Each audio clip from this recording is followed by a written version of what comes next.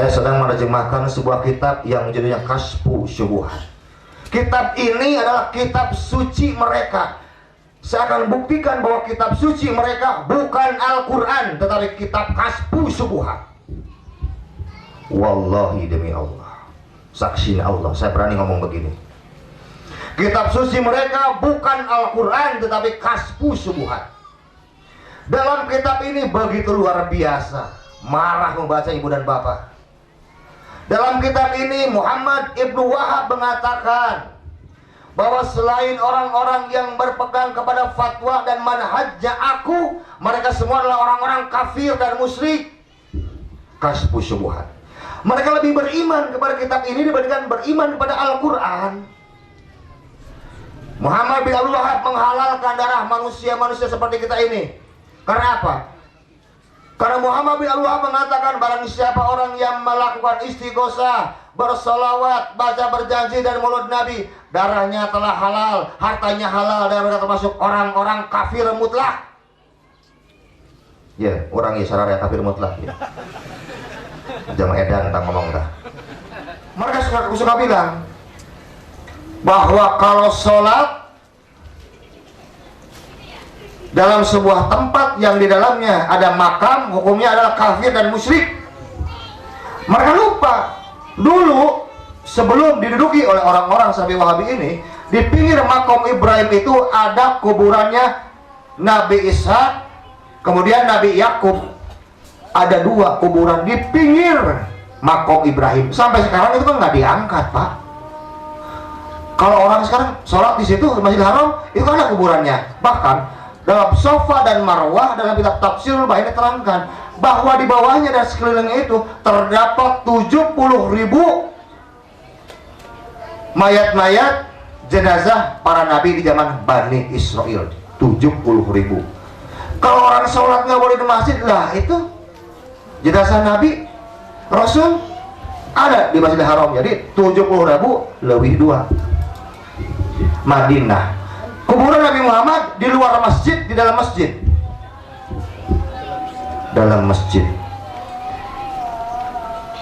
Bagaimana mereka bisa menghukumi orang sekarang yang sholat di dalam masjid yang di dalamnya ada kuburan kafir dan musyrik, sedangkan Masjid Madinah sudah ada di zaman para sahabat, dan para sahabat sudah biasa sholat dan berdoa menghadap kepada makam Nabi Muhammad SAW. Karena kebetulan kiblatnya benar sama. Jadi kita harus paham bahwa orang-orang Salafi Wahabi memang dididik dengan demikian ekstrim agar mereka memiliki pemahaman yang dangkal terhadap agama Islam. Ini yang pertama. Kemudian yang kedua,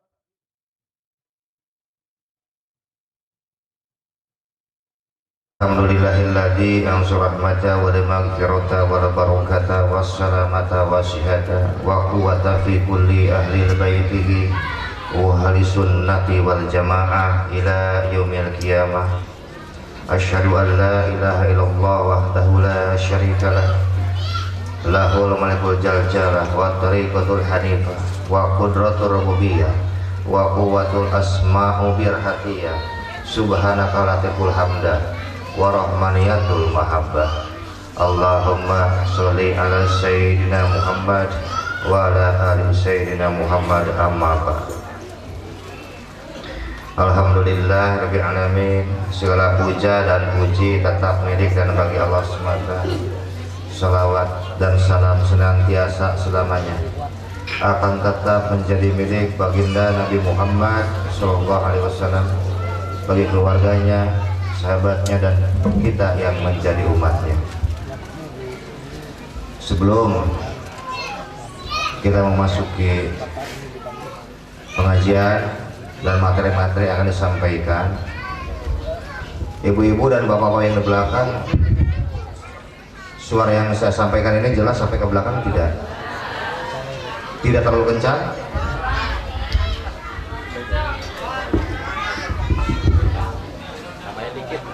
Kalau bisa saya minta coba dikecilin sedikit dan echo-nya dimatikan. Saya lihat di sini temanya mengamalkan sunnah Rasul dan mengenal lebih jauh paham Salafi Wahabi. Dan yang menarik di sini bertempat di Kampung Siluman. Sebenarnya dulu ini tempat siluman semua ini ya. Hah? Tadi juga dibaca Kampung Bulu ya. Berarti orangnya banyak bulu-bulu ini di sini. Ya karena di sini dulunya Kampung Bulu, Kampung Siluman, ya mungkin jangan pernah berhenti berdoa dan berzikir supaya siluman-siluman Salafi Wahabi tidak masuk ke sini. Sopan kalau saya bilang siluman, nanti saya bahas hadisnya. Sekarang saya mau jelaskan tentang sunnah dulu. Walaupun pembahasan sunnah ini sangat panjang dan sangat lebar, bahkan sangat dalam. Yang pertama, wafil hadis mutawatir wa qala Nabi sallallahu alaihi wasallam, alaikum bittaqwallah wassami wa tu'ati wa in abdan habasiyan fasana min ba'di ikhtilafan syadidan fa alaikum bisunnati wa sunnati khulafaur rasyidil mahdiyyin wa iyyakum muhdatsatil umur fa inna kulla muhdatsatin bid'atun wa kulla bid'atin dolalah wa kulla dolalatin finnar. Itu adalah redaksi komplit yang suka dipotong-potong oleh orang-orang Salafi Wahabi dengan mengambil belakang hadisnya saja, kullu bid'atin dolalah wa kullu dolalatin finnar. Sebetulnya tidak seperti itu pemahamannya. Yang pertama, Rasulullah berwasiat kepada kita semua, tetaplah kalian untuk bertakwa. Takwa ini artinya bermacam-macam amal soleh, kumpulan amal soleh namanya takwa. Semakin banyak seseorang mengerjakan amal soleh, dia akan menjadi orang yang paling bertakwa. Kemudian wasami wa tu'ati wa in kana abdan habasyian, dengar dan taatlah walaupun dia hanya budak dari negara Habasyah. Rasul menggunakan kata abdan, seorang budak. Artinya budak ini adalah seorang yang sudah tidak memiliki pangkat, jabatan, harta, bahkan hidupnya, karena hidup mereka telah dimiliki oleh tuannya. Maksudnya bagaimana? Maksudnya, walaupun seseorang ini tidak memiliki pangkat dan jabatan, tetapi selama dia adalah orang-orang yang taat, paham terhadap ilmu agama, maka ikutilah. Jadi tidak ada kewajiban kita untuk mengikuti orang-orang yang berpangkat, orang-orang yang punya pondok pesantren, punya gelarnya panjang, pakai profesor, doktor, nggak ada kewajiban. Yang ada itu selama dia taat dan paham dalam ilmu agama Islam serta mengamalkannya, maka peganglah orang tersebut. Kemudian Rasul meneruskan kembali, wastalna mim ba'di ikhtilafan syadidan. Kalian akan melihat sepeninggalku perselisihan yang sengit, banyak benar. Banyak benar. Karena banyaknya perselisihan ini, Rasul menitipkan amanah, fa'alaikum bisunnati wa sunnati khulafaur rasyidin al-mahdiyyin. Diwajibkan atas kalian semua untuk tetap mengikuti sunnahku dan sunnahnya para khalifah. 1. Ar-Rasyidin, 2. Al-Mahdiyyin. Karena Ar-Rasyidin dan Al-Mahdiyyin ini menjadi sifat seorang khalifah. Sunnah Rasul itu yang dipahami oleh kita semua secara pokok ada 3, yaitu sunnah qauliyah, sunnah fi'liyah, dan sunnah takririyah. Sedangkan cabangnya tersebut berada dalam wasunnati khulafaur rasyidin al-mahdiyyin. Pokoknya Rasul, sedangkan yang cabangnya dititipkan ada di khalifah-khalifah yang memiliki sifat ar-rasyidin, pintar, cerdas, jenius, dan al-mahdiyyin yang senantiasa mendapatkan petunjuk. Lalu apa saja sunnah-sunnah yang menjadi cabang furu'iyah ini? Yang pertama adalah yang disebut dengan asbabun nuzul Quran, kemudian tafsir Quran, asbabu wurud hadis, syarah hadis, kemudian nasikh wal mansukh, ayat bil hadis, nasikh wal mansukh hadis bil hadis, kemudian ijma' di kalangan para sahabat, istihad di kalangan para sahabat, kemudian ijma' di kalangan para imam tabi'in, istihad di kalangan imam para tabi'in, kemudian ijma di kalangan para imam mazhab, ditambah lagi dengan ijtihad di kalangan para imam mazhab, kemudian ditambah lagi dengan qiyas, ikhtisan, salim mursalah, kemudian dan ijma, semuanya ada 18. Namanya sunnah. Namanya apa, Bu? Coba nomor 1 apa barusan? Nomor 2, nomor 7 pokok deui. Pas kita kata lama tuh kumaha ieu buat.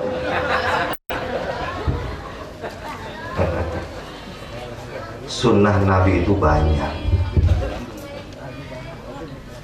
Bahkan di dalam hadis yang diriwayatkan oleh Al-Imam Baihaqi dalam kitab Sunan Al-Kabir wa Sunan As-Sughir, bahwa Rasulullah SAW telah bersabda, as-sunnatu sunnatan fasunnatul lati asluha fi kitabillah fasunnatul lati laisa asluha fi kitabillah fasunnatul lati asluha fi kitabillah al-ahdu ajyun wa tarkuha dolalah fasunnatul lati laisa asluha fi kitabillah al-ahdu fadilatun wa tarkuha laisa bi khati'ah, yang artinya sunnah itu ada 2. Satu adalah sunnah yang asli, dan sunnah yang asli yang terdapat dalam kitab Allah, dan sunnah yang tidak asli yang tidak terdapat dalam kitab Allah. Sunnah yang asli yang terdapat dalam kitab Allah, maka ikutilah, amalkanlah, dan barang siapa orang yang meninggalkannya maka dia akan tersesat. Adapun sunnah yang tidak asli adalah sunnah yang tidak terdapat dalam kitab Allah, dan barang siapa orang yang mengamalkannya akan merupakan sebuah keutamaan, dan orang yang meninggalkannya tidaklah dikatakan sebagai orang-orang yang tersesat. Rasul yang bagi kita sudah. Terjemahannya, tafsirnya tadi yang 16. Jadi sunnah Nabi itu menurut para ahli hadis, setelah dihitung dan dikumpulkan dari berbagai negara berdasarkan sanad atau orang-orang yang meriwayatkan hadis Rasul, yang bermula dari 124.000 sahabat Rasulullah SAW Muhajirin wal Ansor, jumlahnya kurang lebih ada 25 juta hadis. Berapa, Bu? 25 juta hadis. Kalau ibu apalah berapa hadis? Bapak-bapak apa berapa hadis? Kok bisa bilang nggak ada hadisnya ya? Paling juga nggak ada uangnya buat beli kitabnya, paling gitu ya. Beli kitab Bukhari, ringkasan Bukhari sajilid segini.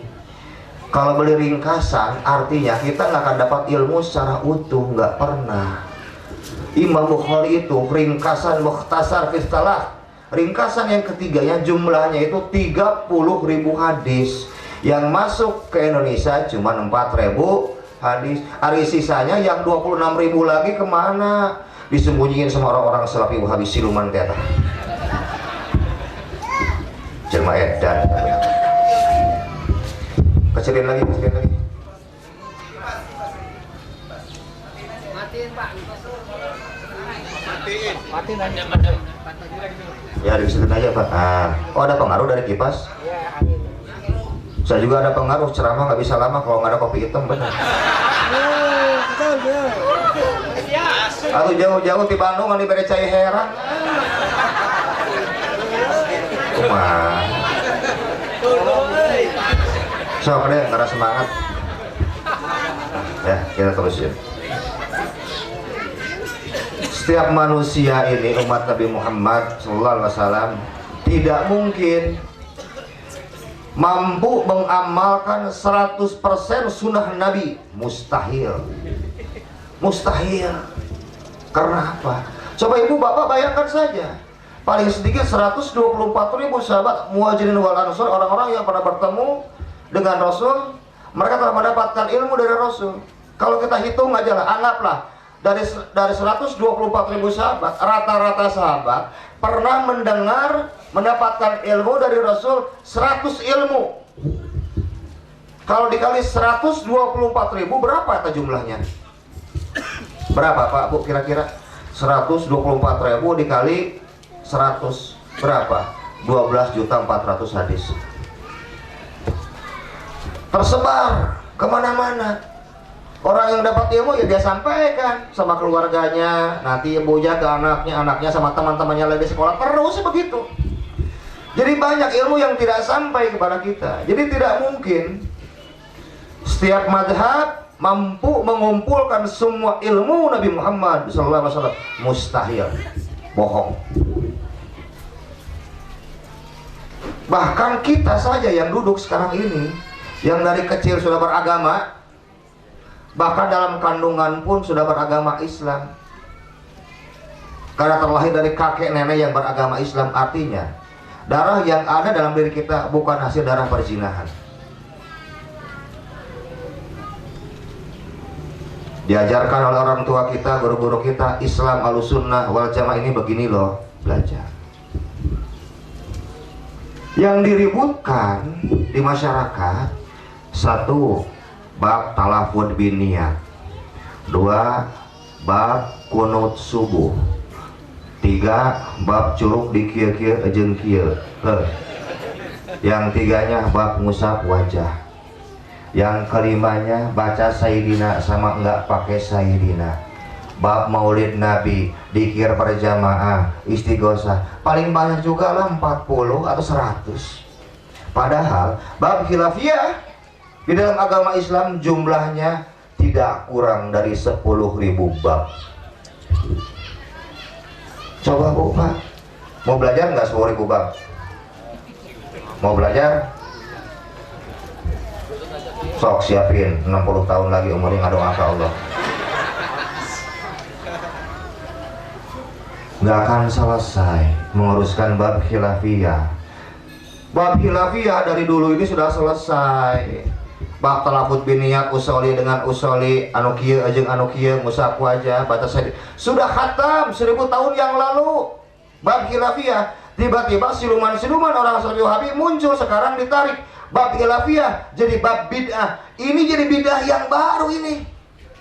Khilafiyah selamanya sampai kiamat akan tetap menjadi bab khilafiyah. Sudah selesai ulama kita membahas ini. Kenapa sekarang harus diungkap lagi? Orang boleh kunut, boleh. Nggak kunut, boleh. Tapi orang nggak boleh bilang bahwa hadis kunut nggak ada dalilnya. Ini hukumnya haram. Karena sudah menghilangkan satu sunnah yang benar-benar diamalkan oleh jutaan kaum muslimin dari zaman sahabat sampai saat ini. Nggak bisa.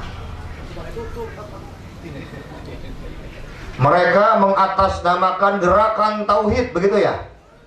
Gerakan tauhid yang aneh, kalau mereka mengatasnamakan gerakan tauhid, mengapa pada tahun 1930 mereka menghancurkan komplek perumahan Bani Hashim di Ma'la? Mengapa mereka harus menghancurkan seluruh pekuburan keluarga Nabi Muhammad SAW dengan menggunakan bom-bom rakitan yang disimpan dari setiap rumah?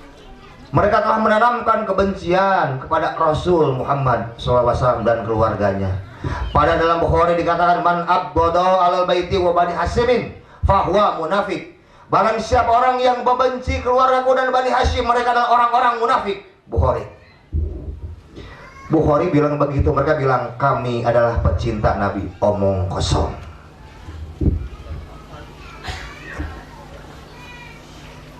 Saya sedang menerjemahkan sebuah kitab yang judulnya Kashfu Syubuhat. Kitab ini adalah kitab suci mereka. Saya akan buktikan bahwa kitab suci mereka bukan Al-Quran, tetapi kitab Kashfu Syubuhat.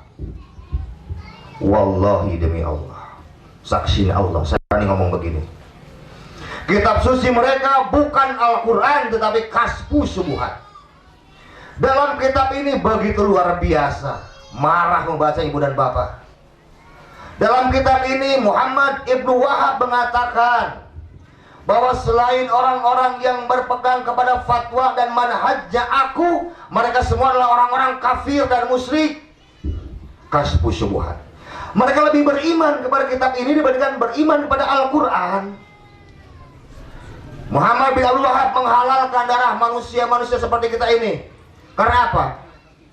Karena Muhammad bin Abdullah mengatakan barang siapa orang yang melakukan istighosah, bersolawat, baca berjanji dan mulut Nabi, darahnya telah halal, hartanya halal, dan mereka termasuk orang-orang kafir mutlak. Ya, orang Israel kafir mutlak. Ya. Jangan edan tentang ngomong dah. Coba Pak, Bu. Dengan mengatasnamakan gerakan tauhid, mereka mengharamkan seseorang mempunyai rasa cinta dan rindu pada Nabi Muhammad.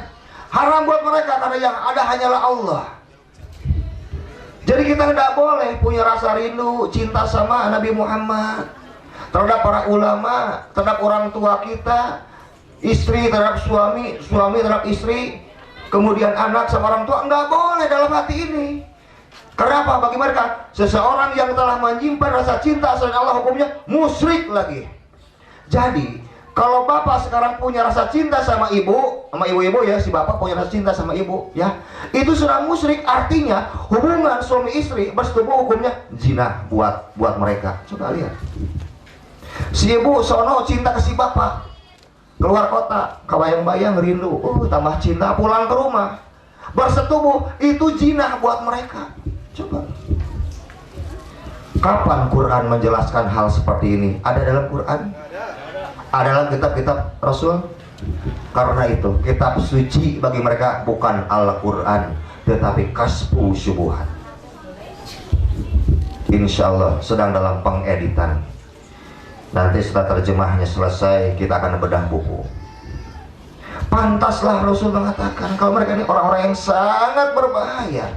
Cuman kita nggak iman, Bu, Pak, dengan Rasul. Nggak iman semuanya. Oh, orang-orang NU itu orang-orang yang ramah tamah, baik, toleransi gitu katanya ya. Nasah dihapus. NU zaman dulu beda dengan NU zaman sekarang, saya bilang begitu. Anu sieun ganti ku rok. Nurutan ibu-ibu tah, ganti tah pakai rok tah. NU zaman dulu beda dengan NU zaman sekarang, karena sesuatu yang baru wajib adanya dan wajib pula hukum atasnya. Syariat akan selamanya bertambah dan bertambah. Yang tidak boleh adalah mendamah yang telah qat'i. Quran dan hadis qat'i, selesai. Setelah itu syariat bertambah, boleh sampai kiamat akan selamanya bertambah.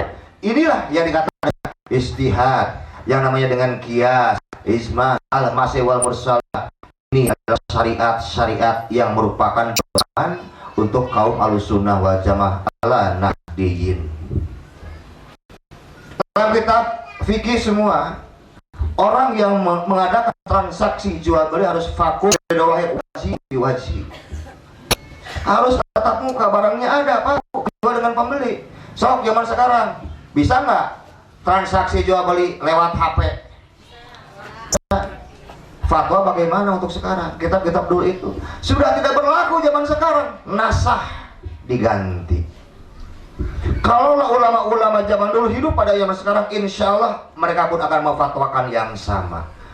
Zaman dulu kalau orang sekarang mau ngirim uang, itu harus taeken, karena kereta pedati atau pakai onta dibawa, harus dibawa, dan pakai surat kuasa.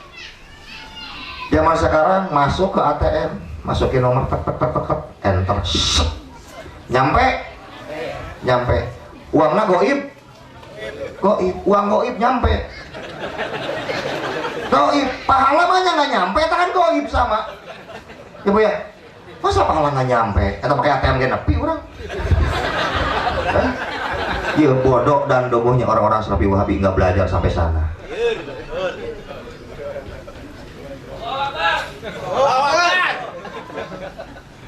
Sunnah ini harus dipelajari dan didalami. Al-Imam Sufyan Ats-Tsauri pernah berkata, la yastaqimu qaulun illa biniyatin, la yastaqimu niyatun illa amal, la yastaqimu amalin illa bi muwafaqatis sunnah. Tidak lurus sebuah ucapan tanpa dibarengi bi amalin dengan amal. La yastaqimu amalun illa biniyatin, dan tidak lurus amal-amal tanpa niat, dan tidak lurus yang namanya niat tanpa memperdalam dan menjalani as-sunnah. Tuh. Jadi tau ngaku-ngaku Ahlussunnah wal Jamaah. Karena Rasul begitu ngumpul sama sahabat begini, Rasul ngumpul, para sahabat bertanya, ya Rasulullah, man hum Khawarij? Siapakah orang-orang yang disebut dengan Khawarij? Dijawab, hum syarah khalqi wal khaliqah. Mereka adalah seburuk-buruknya makhluk. Datang lagi sahabat, nanyanya sama, ya Rasulullah, malah Khawarij. Siapakah orang-orang Khawarij ini? Hum dajjaluna fil ad. Mereka lah dajjal-dajjalnya di muka bumi. Datang lagi seorang, ya Rasulullah, malah Khawarij. Siapa orang Khawarij? Hum kilabun nar, kilabun nar, kilabun nar. Mereka adalah anjing neraka dan anjing neraka. Rasul yang bilang. Jadi boleh kita bilang sama Sabi Wahabi yang bangkawara anjing neraka, boleh bilang hum kilabun nar, kilabun nar, kilabun nar. Kenapa harus takut? Rasul bilang begitu kok. Sahabat nggak ada yang doain mereka. Jadi ibu dan bapak jangan coba-coba doain mereka, enak aja. Dalam sejarah tariq Islam jelas 8.000 orang Khawarij yang tarana hidung-hidung ya. Ya. Seranya ngatung-ngatung kerarin. Masa Rasul begini pakai celana Pak nggak berwibawa benar? So, bayangin Rasul tiap hari pakai celana saya gini. Celana kurang bahan atau apa mah?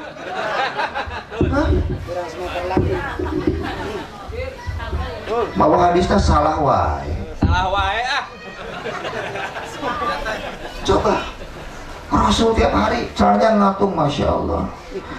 Mereka sudah menghina pribadi Nabi Muhammad. Nabi Muhammad nggak pakai begitu bajunya. Justru Nabi yang kasih tahu. Orang-orang Khawarij salah satu cirinya tarangnya hitam dan senantiasa memakai celana yang ngatung. Bukan Rasul yang pakai, orang-orang Khawarij yang pakai. Mereka menghafal Quran, hafal ribuan hadis. Malam mereka ini tahajud, nangis-nangis munajat sama Allah sampai hitam tah.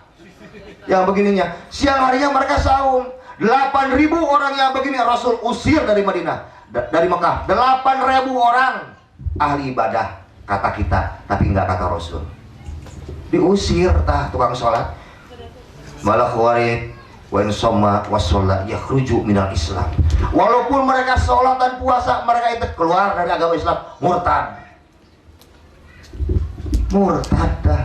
Tukang sholat, tukang puasa, tukang nangis malam hari, murtad. Salafi Wahabi dipercaya benar ya siluman-siluman itu. Nah, sopan kalau saya bilang siluman, kok Rasul bilang anjing neraka? Coba. Indonesia ini mazhabnya cuma satu Bu, Pak, dari abad 13 sampai sekarang cuma satu. Mazhab Nahdlatul Ulama, titik. Yang lain cuma tamu. Weh, tamu sopan-sopan euy. Mun teu talapung wae.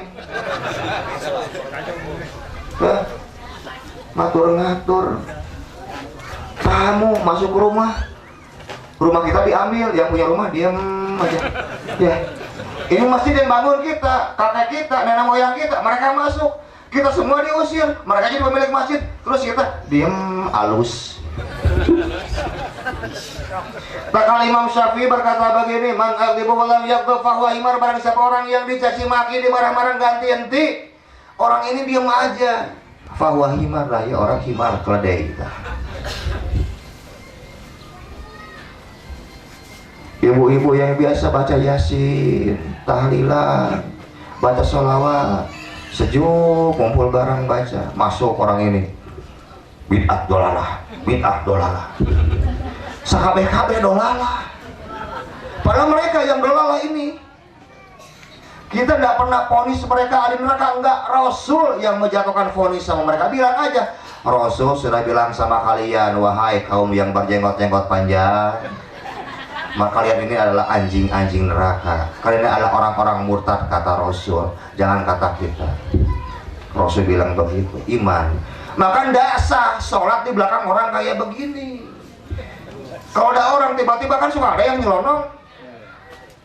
4-5 bulan kemarin lah waktu saya diundang di Masjid Margahayu, di dekat kompleks saya, ada anak muda Kita beres sholat sunat, belum qobat langsung maju. Saya bilang, saha orang Wahabi mana yang mundur aja.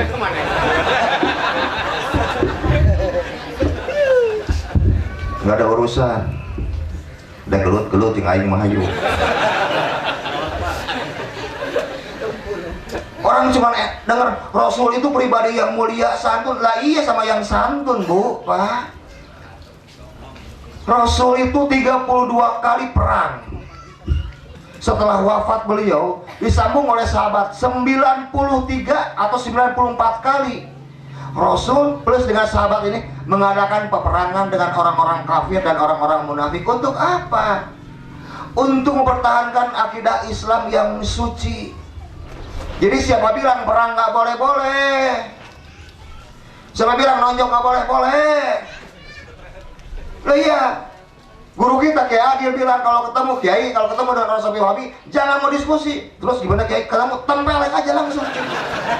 Kola Kiai Adil Siroj. Hadisnya mutawatir.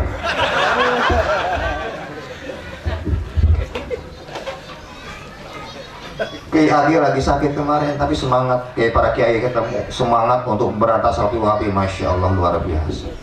Kita butuh pemimpin-pemimpin yang bernyali seperti ini.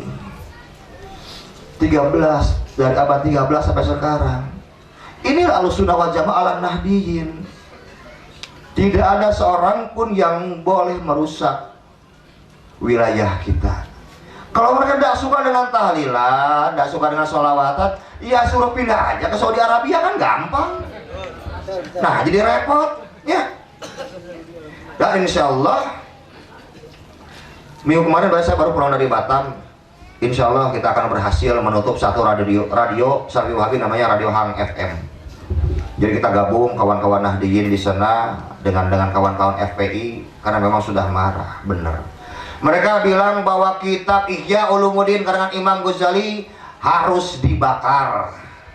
Karena kitab ini nggak ada manfaatnya. Kalaulah ibu dan bapak punya kitab Ihya Ulumuddin, tulis kitab ini nggak ada gunanya. Bahwa Imam Ghazali adalah orang yang ogah-ogahan, orang-orang yang paling malas dan percaya tahyul. Bilang begitu sama Imam Ghazali.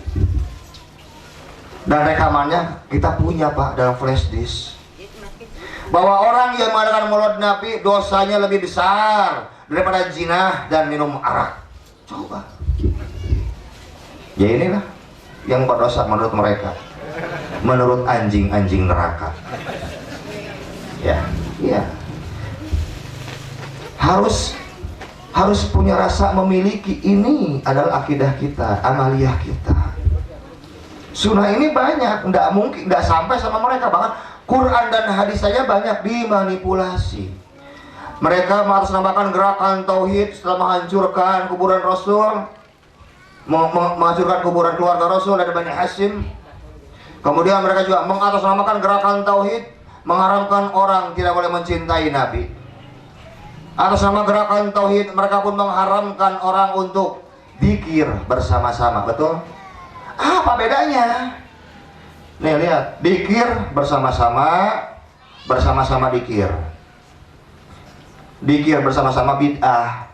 Zikir bersama-sama bid'ah. Kalau bersama-sama zikir boleh, kata mereka, dasar jemaah edan kurang gitu. Nggak ngerti.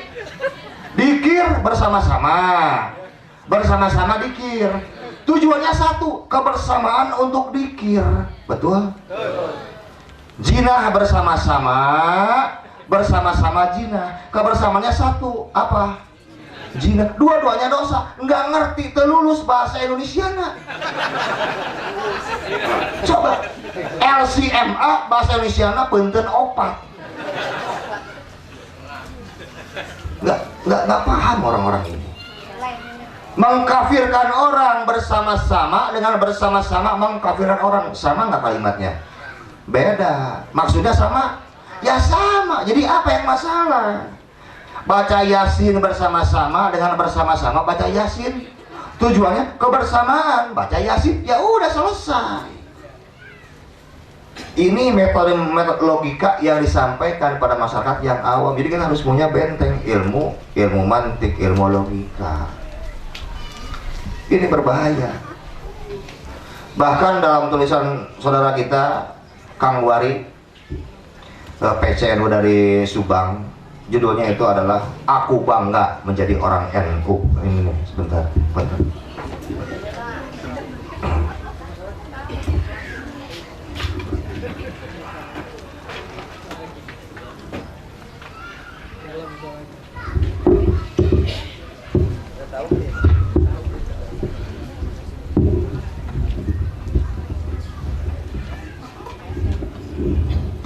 Pengantar Ki Haji Agil Siroj. Ini buku isinya luar biasa. Dengan data yang komplit, otentik. Kalau sudah pakai kata pengantar Profesor Dr. Ki Agil Siroj, artinya ini isinya benar semua nih. Bahwa orang-orang Salafi Wahabi karena kesulitan untuk merubah tradisi Ahlussunnah wal Jamaah Nahdiyin di Indonesia, Kang Wari bilang mereka mulai menyusup kepada beberapa organisasi politik. Disebut benar-benar PKS, PAN, sebagian dari P3, PBB, yo di dia yo.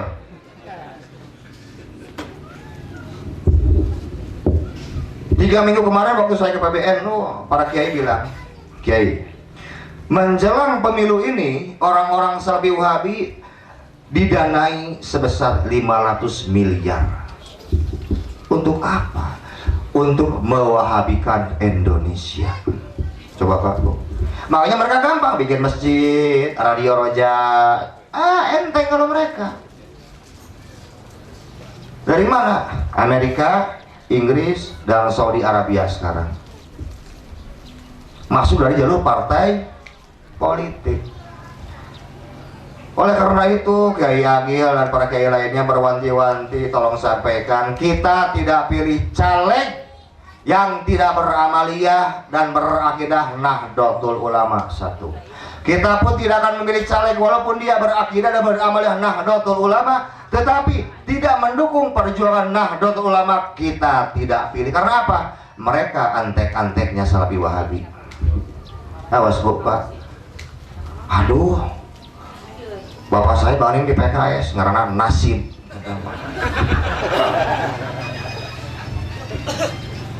Apakah PKS sejelek itu? Enggak semuanya, hanya mayoritas jelek.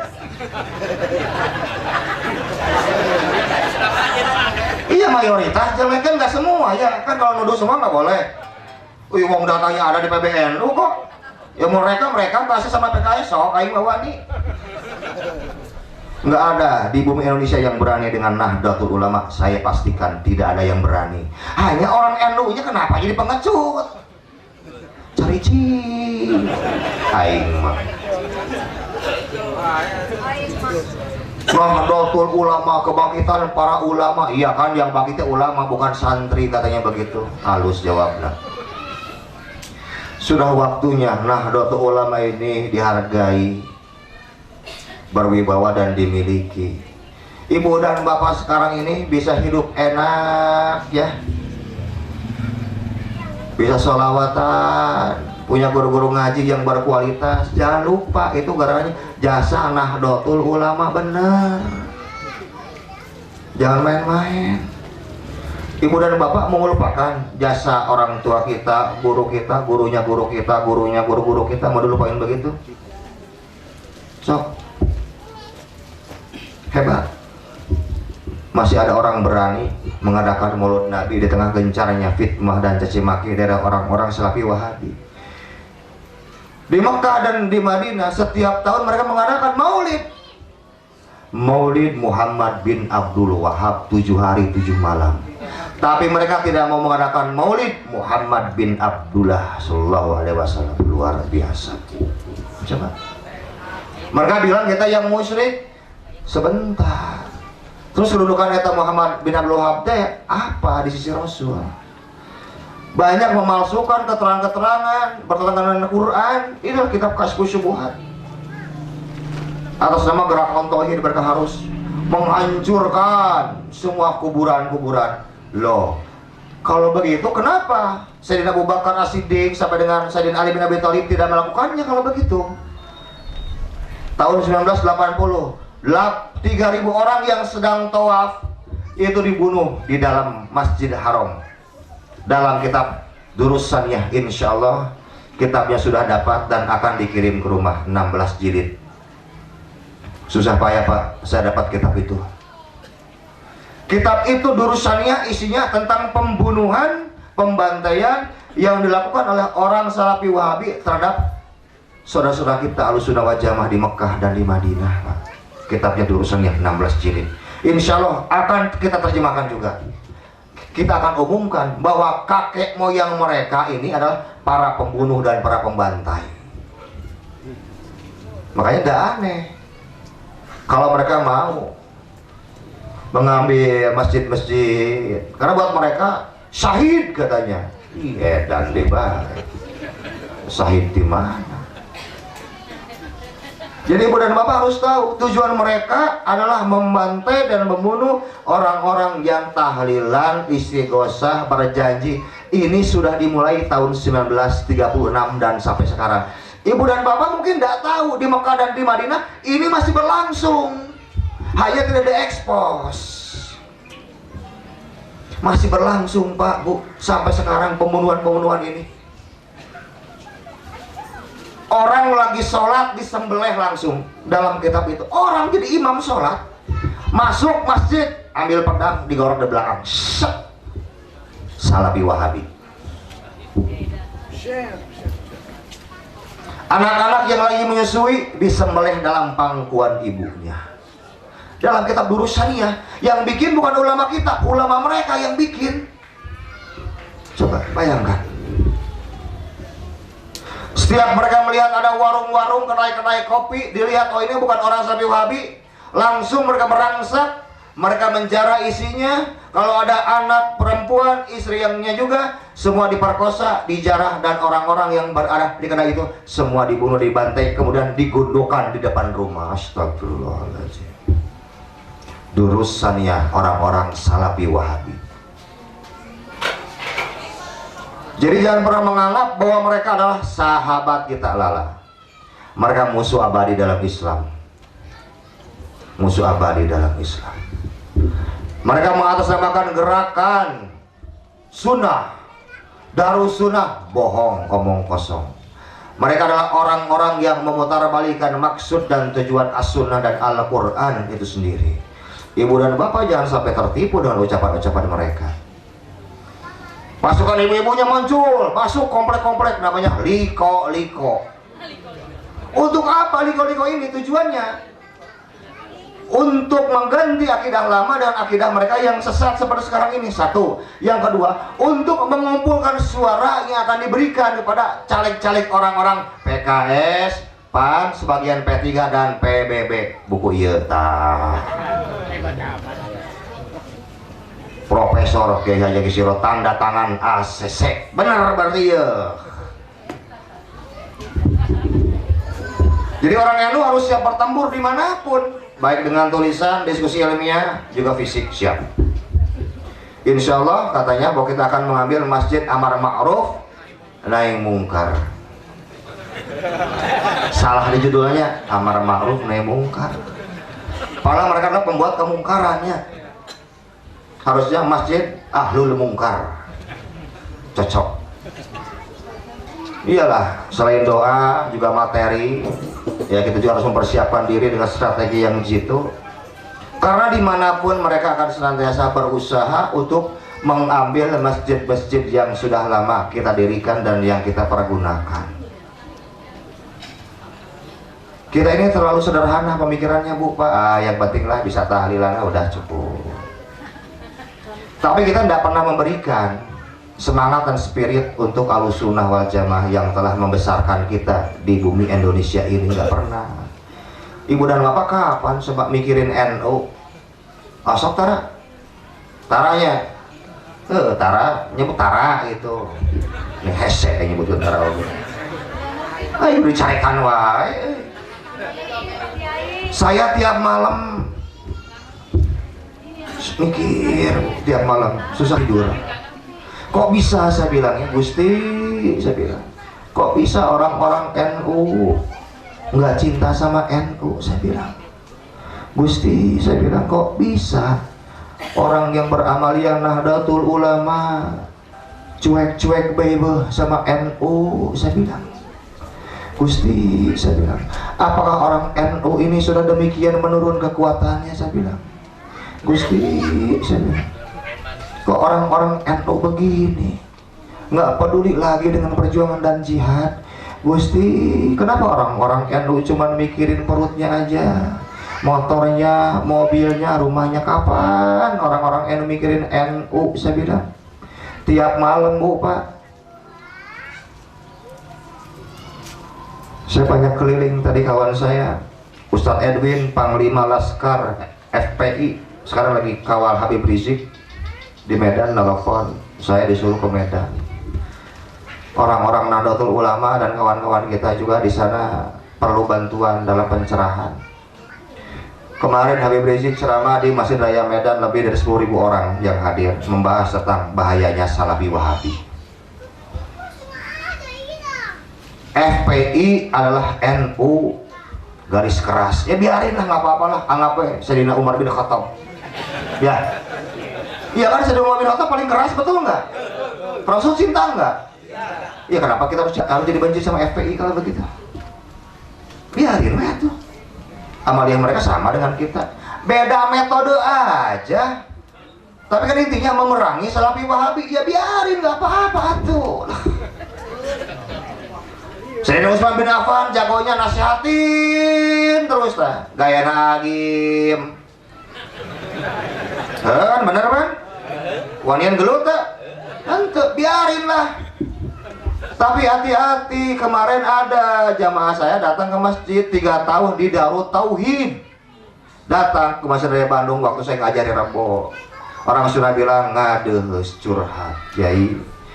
Kenapa? Saya sakit hati, 3 tahun saya di Darut Tauhid sebagai pengajar. Pengajar talaran Quran. Kita sudah biasa kalau mau baca Quran, kita suka hadoroh dulu, baca Al-Fatihah. Sekarang banyak lulusan-lulusan dari Arab sana yang ditarik ke Darut Tauhid. Oh, langsung didata, ini harus dikeluarkan. Kenapa? Karena kami suka hadoroh, karena kami suka baca Al-Fatihah sesudah baca Al-Quran, karena kami sudah tawasul. Jadi Darut Tauhid sekarang capnya Salafi Wahabi 100%. Agim tah bejakeun ka agim, aing mah teu sieun. Ya, saya nih baru tahu ya. Ngomongnya mah lemas-lemas, bagus. Tepat gaya mah nggak boleh baca Quran itu, kamu nanti jadi ahli neraka. Ya tetap masih pelan-pelan juga tuh, ponisnya mah ahli neraka aja sama. Coba waktu kemarin di TV bilang bahwa orang yang merokok itu sama dia sedang menyembah berhala. Astagfirullahaladzim. Agim di TV. Rokok itu bab fikih, berhala itu bab tauhid. Agim teh lulus ente nya sekolah nanya. Nggak nyambung. Orang yang nanya sama Kiai, hukum merokok apa? Rahmat, saya bilang. Bukan makruh, enggak. Saya bawa hadis. Ma ala fikir nabi fahuwa halal wa ma harama fahuwa haram wa ma sakata fahuwa rahmatun minhu lakum faqbalu wa fala tabasu anha. Apa yang dihalalkan dalam kitabnya halal, apa yang diharamkan dalam kitabnya haram. Wa ma sakata anhu, dan apa yang didiamkan, tidak dihalalkan, tidak diharamkan, jawaban Nabi Muhammad, wa huwa rahmatun minhu lakum. Sok sing loba ngarokok.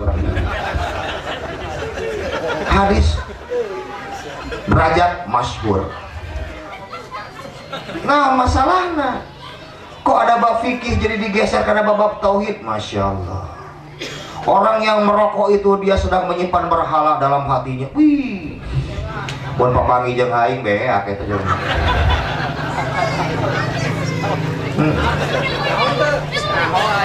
Punten dalam kitab apa yang menyatakan orang yang merokok itu menyimpan berhala dalam hati? Saya emang ngomongnya sopan-sopan we. Kan beliau mah ulama gede ya. Iya, jadi yang harus tahu bahwa nama besar itu tidak mencerminkan jiwa yang besar. Bahwa pangkat yang tinggi itu tidak mencerminkan bahwa dia memiliki ilmu yang tinggi. Tidak. Pilih-pilihlah ibu dan bapak ya. Ya kalau saya mending berguru sama Kiai Jeno lah. Ya tawadu, juhud begitu. Dikasih uang 4 miliar, kamu suruh saya makan barang haram kan begitu kok Kiai Jeno. Bawa lagi. Mau ibu-ibu yang bapak kok mesti bawa atau duit sebenarnya. Itu sunnah jam seberapa ini? Setengah 12 panjang kenanya. Kalau ngebahas sunnah Rasul mau tamat, sampai Wahabi mau tamat panjang ting.